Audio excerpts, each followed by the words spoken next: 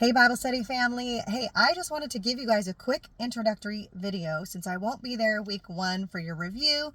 I wanted to jump into some quick ideas when approaching this half of the Bible study. So this first semester we got to spend diving into the first half of Exodus, which was awesome. We got to read through the story of the Israelites, how they got into Egypt, their plight in Egypt, all of the plagues and the way that God rescued them all the way through the Red Sea, and then to the gathering place where they were and a kind of organizing judgment.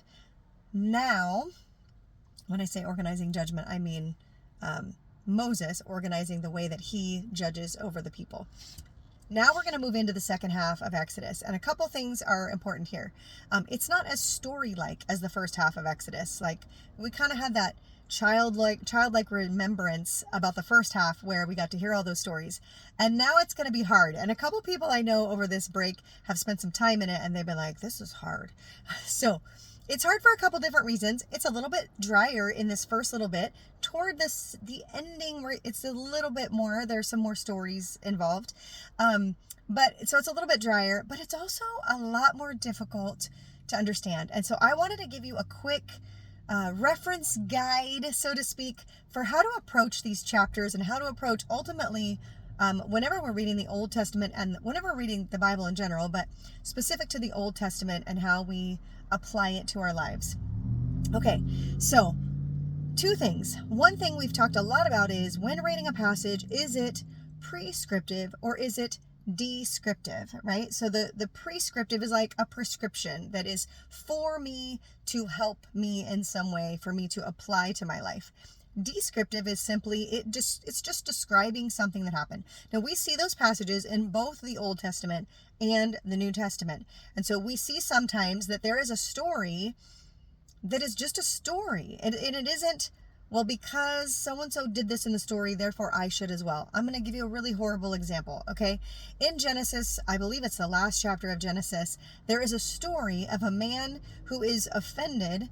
I'm not getting the whole story right, but the gist of it is he is offended and wants to go to war, and he wants the tribes of Israel to go to war. So he actually cuts up his concubine into 12 pieces and sends one piece to each of the 12 tribes of Israel to basically call them to arms. Yeah, I don't think that is a prescriptive passage in that we are supposed to cut up our concubines and send them to, right? It's a descriptive passage. We can look at the fact that something happened. Now, it doesn't mean it's not applicable in some way to our lives. The way that it's applicable is that what do we learn? We still learn something about God through the story. You'd have to read for full context to get into that. I don't have time today to talk about that. But the God who was part of that story is the same God that is the part of our story today. So he is not different, but the situation is different. And that is where we get into this prescriptive versus descriptive passage. Sometimes in the New Testament, we look at it and we say, great passage. I believe it's in, it's going to leave my head. Nope, just forgot. It's one of Paul's letters. I'm not even going to try because it just walked away from me. But in Paul's letters is the part where he says that women should wear head coverings in church. There are several other things in that passage as well. I'm just going to use that one piece. And he basically says women should wear head coverings in church in order to show respect for their husbands.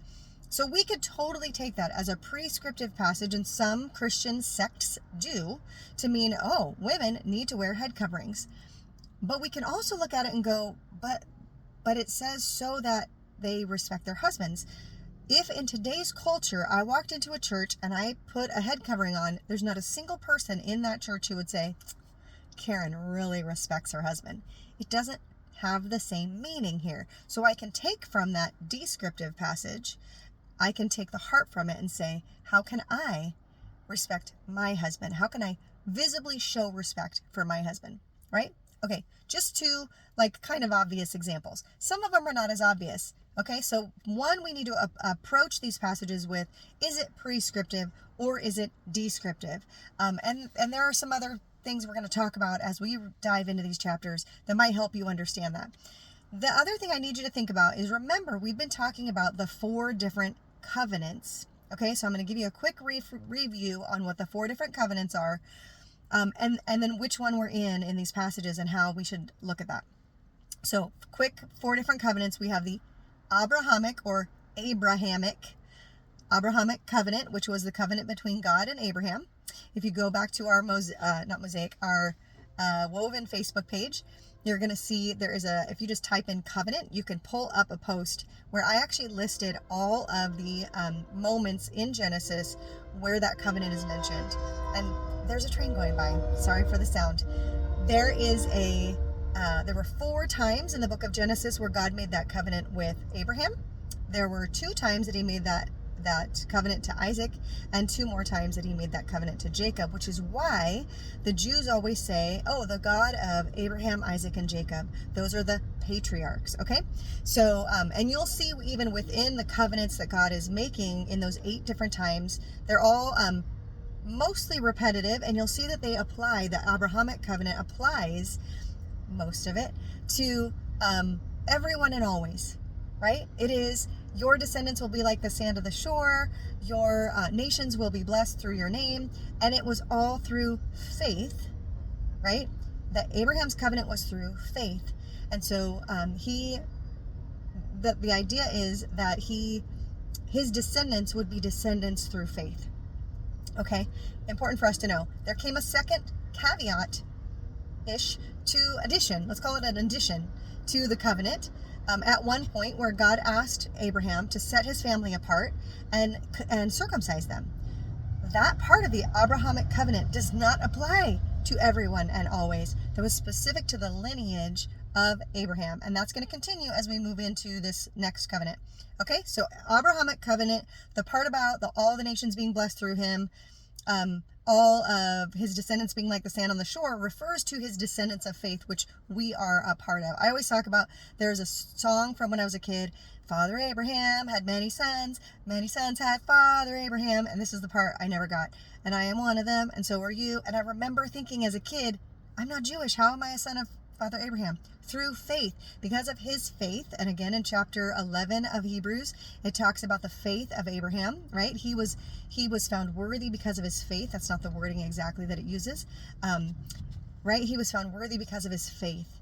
And so we are children of faith through Abraham, because of his faith, because of the covenant God made with him, and that led to Jesus, right? The idea is that through faith, we now believe in Jesus. We're going to get to that part in a second.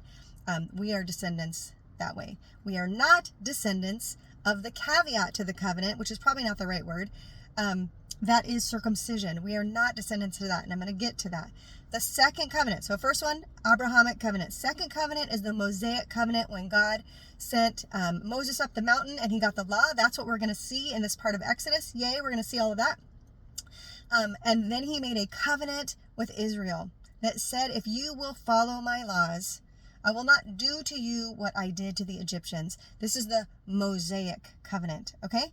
We're going to come back to that. The third covenant is the Davidic covenant. That was King David, who God said to him, I promise you, you will always have a descendant on the throne. That was Jesus, right? Down the lineage of David came Jesus, and he is forever on the throne. That covenant doesn't pertain to us, but it does pertain to us, right? Because it wasn't for us, it wasn't for our lineage, but it was for us, if that makes any sense. The last covenant, and the most important part here, is the new covenant. So the New Testament is all about the new covenant, the new covenant, the new covenant, right? And so Paul talks about, we are living in the new covenant. Jesus says, a new command I give you. The new covenant is faith in Jesus, right? And so we have this idea of this new covenant that we live under. In fact, Acts, all of chapter 15, please go read it before you even start Bible study if you get a chance. As a refresher, that is when Paul was ministering to the Gentiles. He was bringing Gentiles to the faith, and there were Jews who came up from Jerusalem who said, hey, these Gentiles need to get circumcised. They can't be saved without it. And Paul came to Jerusalem, to Peter, to James, to the other disciples, and he said, hey, I've been preaching that they don't have to do that, even though Paul was circumcised. Am I wrong? And he was fully willing to submit himself to the leadership of the church. If they had said different, he would have preached different. And they made a decision in chapter 15 saying, no, Gentiles do not need to be circumcised to be saved. Therefore, they are not part of that part of the Abrahamic covenant, right? But it would do well if they followed these 4 rules. In fact, James, it was Peter, I think, who said, why are we trying to make them carry a yoke that our ancestors, neither we or our ancestors could carry? And he was talking about the law. We cannot fulfill all of the law. We've never been able to do it. Jesus pointed out in the Sermon on the Mount that no one can fulfill it. It wasn't just don't murder. It was don't be angry with your brother. If you're angry with your brother, you've already committed murder. Jesus pointed out that not one of us is righteous enough to fully live out the law. The new covenant doesn't ask us to. The new covenant asks us to have faith in Jesus alone, and he covers over. So therefore, those Gentiles living under the new covenant were not bound by circumcision and the law. Some of the Jews who were believing Jews were already circumcised, but their faith was not in their circumcision anymore. Their faith was not in, I better follow every letter of the law. Their faith was in Jesus. Okay, so we have these 4 covenants, all of them leading up to the 4th covenant, which is the new covenant that we live in. It is imperative that as we step into this half of Exodus, that you look at Exodus through the lens of the new covenant. And with this idea of, is it prescriptive or is it descriptive? Okay, so as we get into this first 2 chapters, you're going to be like, what? What do you mean? That's really harsh. I don't know if I can handle that. Remember, that is old covenant law, you guys, and it's really tricky because I'm going to let you make the decision. Does that govern me? So there are 2 different ways to look at this. Does it govern me and does it apply to me? And I would say the entire Bible applies to you in some way, in that you can know who God is, in that you can have faith like some of those whose faith was tested, in those types of things. But we in the new covenant are not required to follow the law of the old covenant. So what will happen sometimes when we're looking at these things is the laws we like will quote and will say you have to do those things. And the laws that we don't, we're happy to get rid of. But we are not a part of the old covenant. So something for you to really wrestle through as you're reading this, the Old Testament. In no way am I saying the Old Testament doesn't apply. In no way am I saying don't read the Old Testament. We're reading the Old Testament. It is imperative that we know the story of the Old Testament in order to understand the purpose of the New Testament. You can't have one without the other. So I would challenge you guys to make sure that you are using that. Does it govern me or does it apply to me? Is it prescriptive or is it descriptive? And remembering the role of each of those 4 covenants and how they work in these chapters. Okay. All right, you guys. Can't wait.